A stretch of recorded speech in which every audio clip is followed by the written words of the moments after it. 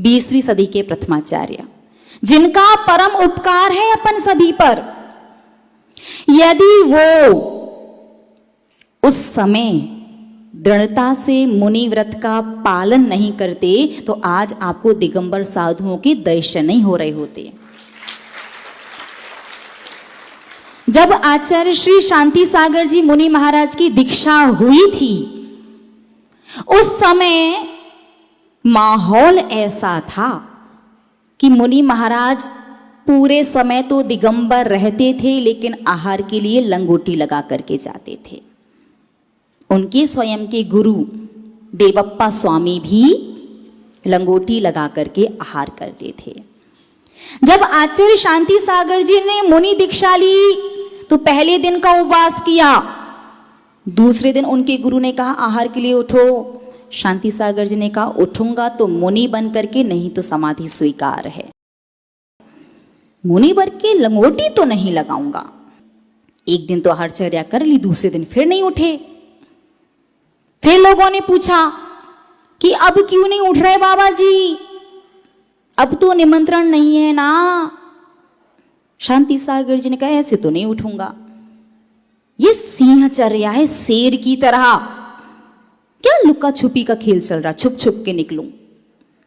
यदि आहार के लिए जाऊंगा तो निर्बाध जैसे सिंह जाता है, नहीं तो नहीं। ठीक है, डर तो सबके मन में था, क्या होगा। शांति सागर जी ने मुद्रा ली और निकले। उनके पुण्य का प्रभाव कहें या नियम की दृढ़ता, कोई उपसर्ग नहीं आया। आचार्य शांति सागर जी महाराज का जीवन वृतांत पढ़ो, उनकी जीवनी पढ़ो, अच्छे अच्छों को वैराग्य हो जाए।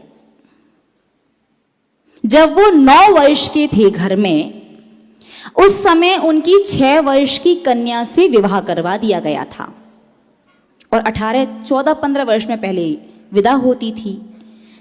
कन्या 6 वर्ष की, शांति सागर जी 9 वर्ष के थे। 6 माह बाद कन्या का निधन हो गया। परिवार वालों ने कहा दूसरी शादी कर लो, 96,000 कर सकते हैं।